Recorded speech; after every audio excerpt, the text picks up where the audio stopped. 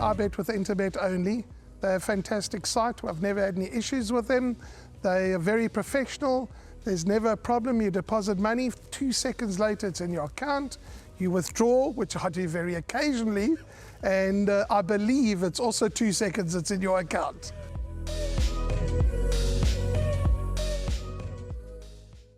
The eighth and final race goes off at 16:35. The Hollywoodbets Bright Future MR72 handicap. It has an average merit rating of 65. It's over 1,600 meters. It's a complex race. It's a tough way to end the Pick 6 and Jackpot 2, as well as the final leg of the place accumulator. So perhaps we'll glean something from these interviews with Peter Muscat, Michael Roberts and Duncan Howells.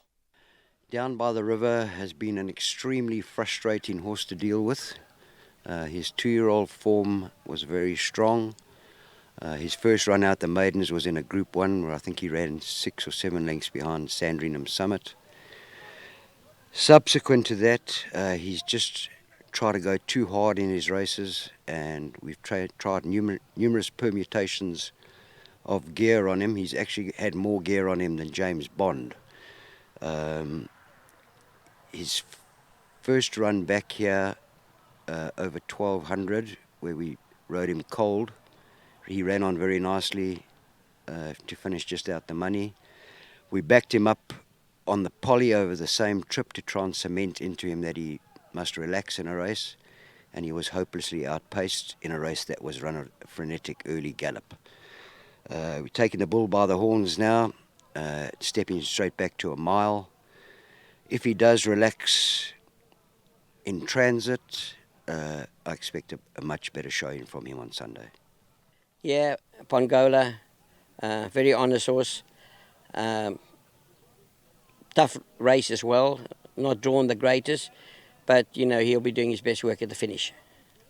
Yeah, Shoefella is one of those horses that can never pull a draw.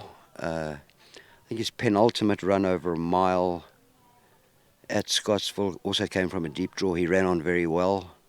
I think to run 4th or just out of it. Once again, he has the outside barrier to deal with. He does mix his form a bit, and he's probably better than his recent record suggests, but he does have a further ratings drop to assist. And if he repeats that run over the mile, he'll be running at them strongly late. Let's hope he can get his foot back on the till after Sunday. Connoisseur, he's well in himself. He over-raced a bit in his last run. He wasn't beaten that far first time out the maidens. I thought it was a good run in a competitive rated 79 race, I think. And I think if things go his way in this race and he comes in with a decent draw, he could run into the first 4. Very, very tough last race at Hollywoodbets Scottsville, Sunday the 28th of April. My only advice that I can bring is whatever you do in the Pick 6 and Jackpots, Jackpot 2 that is, of course, all the place accumulated in the last leg include both of Peter Muscat's runners, number 8 Down by the River and 15 Shoefella. That's the last you're going to hear from me of this race. Everything else that you hear is coming from the wise lips of Dees Dynand. Graham, you know, the first leg of the Pick 6, I think we tried to eliminate the 2 horses. It was a tough race, and this is as competitive. In fact, it's a lower division handicap than race number 3, but this is highly competitive. I'm just going to give you short, comments on the runners that I've selected. I managed to narrow it down to 2, 4, 6, 7 runners, which is fine because at the time of recording, all 16 go to post. Number 5, Jazz Festival, Dixon and Fourie. On that last start behind Canfordise, just the way the horse was finishing off his race, I'll include him. Time Taker, Nathan Kotson's runner. I know that he's a horse that's been tipped on many occasions in the past because of the obvious reason of his rating drop, but this is a very low weight. With the claim 4, 49.5 kgs on his back, and it's the lowest that he's been in his ratings. And if you factor in the -4, it actually makes it far lower than the 59. In fact, it makes it a 51, a net 51. Number 7, Shotgun Wiley, Andre Nell's runner. He may have been a surprise to many last time out, but not for me, Graham, because he was due to run a big, bold race the way he was tumbling down in the ratings, and he won well. He can go back-to-back. He wasn't given a severe penalty. Down by the River, well, he has a list of excuses, as you heard from Peter Muscat. And whilst we know from the highs of 100 to the lows of a 74, he's due to bounce back. It looks like the right type of field for him to do just that.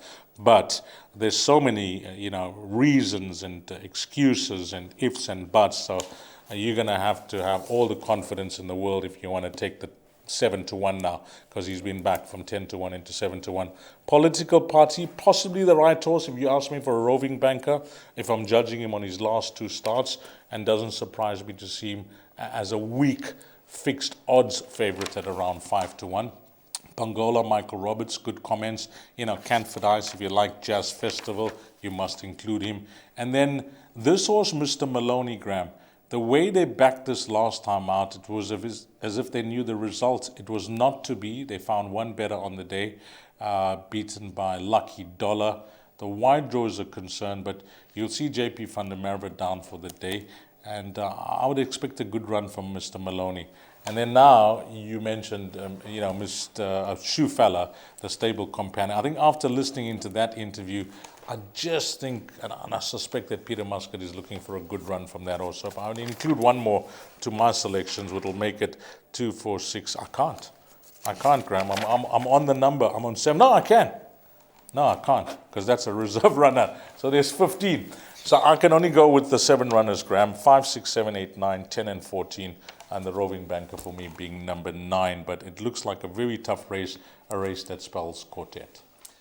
Absolutely. To get this quartet, you've got to have a bit of luck on your side. I admire your discipline in terms of that 50% rule of yours. Sure. I would have included the reserve run in my calculation, said I can get away with 8 because there are 16 carded.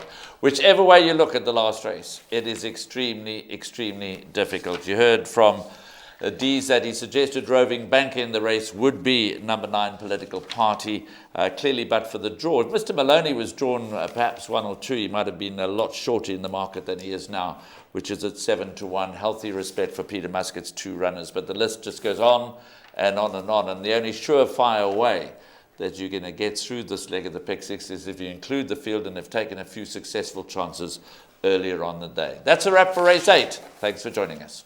My name's Danny Diliberto, founder of Ladles of Love. It was founded back in 2014. Communities we work with are all over the peninsula, and we're working with 138 beneficiaries now. We've grown exponentially.